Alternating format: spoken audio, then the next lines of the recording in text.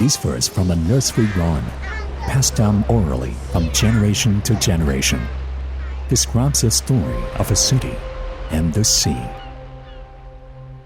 What allowed this place, once a frontier settlement far away from the heart of China, to ultimately become a major hub of global maritime commerce?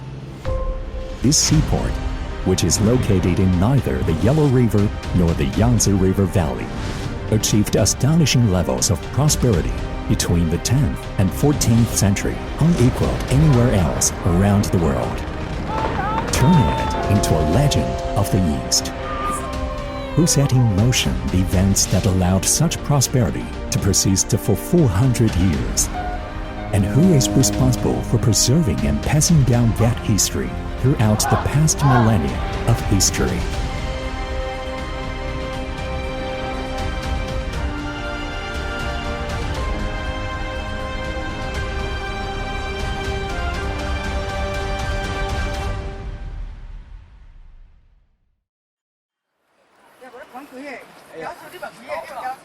Normally, it takes only 8 minutes for the elderly women of Chaonan village to walk across this cross-sea stone bridge that was built at the end of the Northern Song dynasty. If the bridge was not there, the women's journey home would take 10 times as long. Just like the elderly women, the people of the Song and Yuan dynasties had great need for quick access across waterways.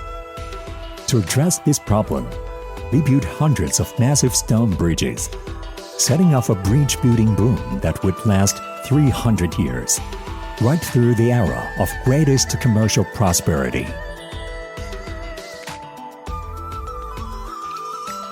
To this day, Anping Bridge in southwest Quanzhou retains the title of the world's longest flat-beam cross-sea stone bridge.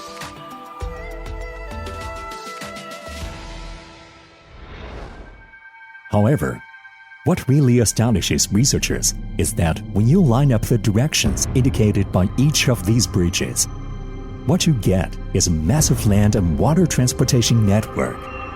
This network ran along the docks in the harbor, through city and town markets, and the mountain area north of the city, reaching deep into the Central Plains territory.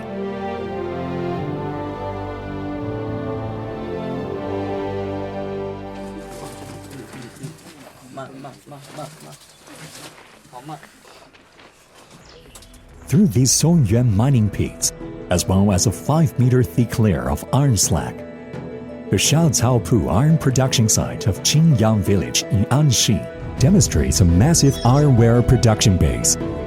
Additionally, there were also kiln sites capable of firing huge batches of ceramic wires dotted all over Quanzhou and the surrounding area. These batch production assembly lines, without exception, were all within close proximity to a main road used for transportation. This is a highly integrated territorial structure that combined production, transportation, and marketing.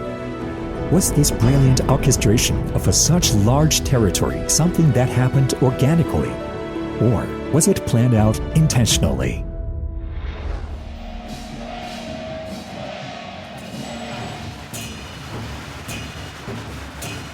In the city, Tenho Temple welcomed the devout pilgrims every day.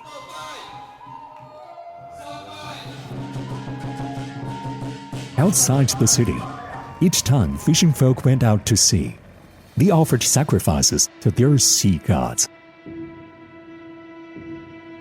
According to scholars, sea god temple used to be places for maritime merchants to gather and exchange information. Revering the sea gods was a way for the people to regulate industry, and it ensured the commercial regulations were respected and upheld. The words Gentleman of Trust engraved on the Zhengwu Emperor's pedestal signified an official government position awarded by the government to those who successfully solicited foreign merchants. During the Songyuan period, Zhouyi Mountain was a designated site for government officials to conduct religious ceremonies to pray for fair weather before sailors set out to sea. As for maritime trade, the imperial court's promotion of folk religion complemented the will of the state. All of these well-preserved relics serve as proof of how the state advances maritime trade and commerce. However, what truly marked the rise of Quanzhou as the empire's premier port for overseas trade was the Quanzhou Maritime Trade Office, whose site has recently excavated. The government office that used to stand on this stone and brick paving was a custom house for the Song and Yuan empires. Not only did this office generate wealth, it also helped the nation, whose civilization was founded in agriculture, to expand its mastery of commercial principles. Through this open portal, participants in maritime trade across Eurasia shared the fruits of commercial and cultural exchange.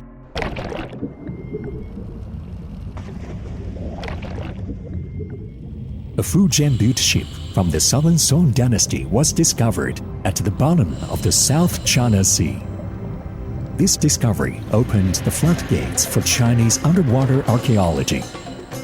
More than 180,000 artifacts were recovered from the shipwreck, including myriad exotically styled Douhua porcelain wares, ironworks, and Arabic golden ornaments, all showing clear characteristics of being export products. This fully laden ship from Quanzhou offers valuable information about not only China, but also the world beyond China. Long before the shipwreck, the South China Sea was ever discovered. The wreckage of another Fujian-built ship was unearthed from the silt of Quanzhou's Houzhou port. This Southern Song ship was carrying a full load of imported spice, including ambergris, frankincense, and pepper, on its way back to the harbor. Why did this ship suddenly sink so close to the shore? What happened back then is still a mystery. Two cargo vessels of similar make heading in two different directions, carrying completely different cargo. The implication is that they were part of the same import-export commerce chain. According to the travels of Marco Polo, for every commercial vessel laden with pepper sailing towards the port of Alexandria in Egypt, there were 100 times as many heading to Quanzhou. In most overseas travelogues recovered from the Song-Yuan period, the most inclusive praise is almost always reserved for Quanzhou.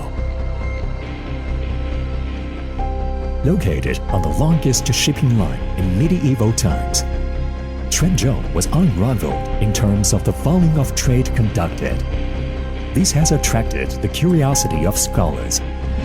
As a world-class market, such as Quanzhou would inevitably produce two types of people: world-class consumers and world-class merchants.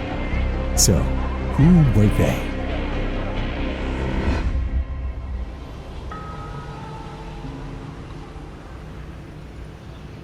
Quanzhou's Tumen Street is not large as far as neighborhoods go, but its atmosphere and scenery can't be found anywhere else in the world. The millennium-old Guanyue Temple is right next to the equally ancient Qingjing Mosque, the oldest standing mosque in China. Across from Qingjing Mosque is the even more ancient Confucius Temple, flanked by even older Buddhist and Taoist temples.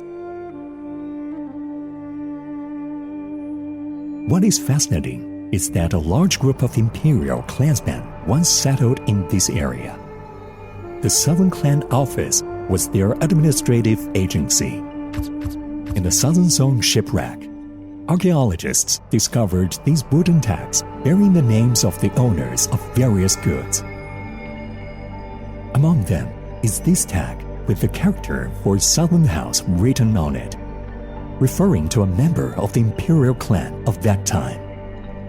However, the words on many tags show ownership by people from different social classes in Quanzhou. At that time, This was a global society where people of different ethnic backgrounds and religions lived in harmony. The people within this community came not only from Quanzhou and the hinterlands of the empire, but also from Eurasia and many other foreign ports. Together, they built Quanzhou's diverse commercially oriented social structure. They were both consumers as well as participants in maritime trade.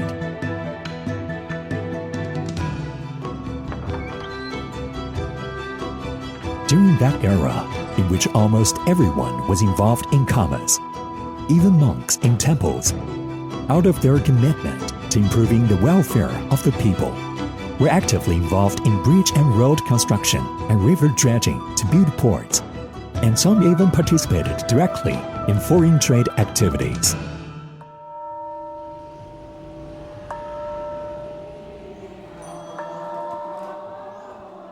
On the 26th day of the lunar calendar, Yuan Temple stages its monthly ceremony of veneration of the Buddha. As usual on such occasions, West Street outside the temple is filled with incense, becoming a bazaar for street vendors.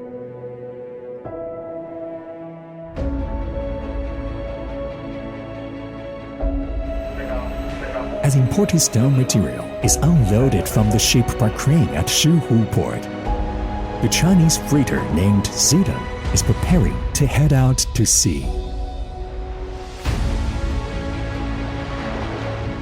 Ancient docks leave behind memories of days past.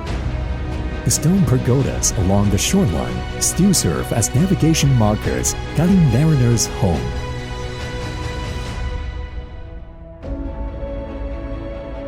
Back then, long-distance global maritime trade connected the diverse societies and cultures of the world, making cross-cultural prosperity a reality.